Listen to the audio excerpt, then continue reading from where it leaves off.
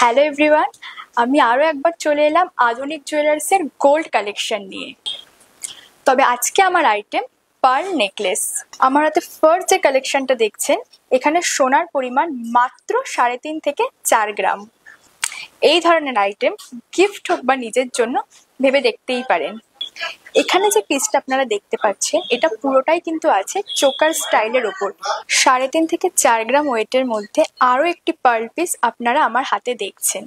আরও একটি চোকার স্টাইলের ওপর পার্ল পিস আপনাদের দেখাচ্ছি। এর ওয়েট মাত্র 3 গ্রাম। এই পিসটায় সোনার পরিমাণ মাত্র 2 গ্রাম।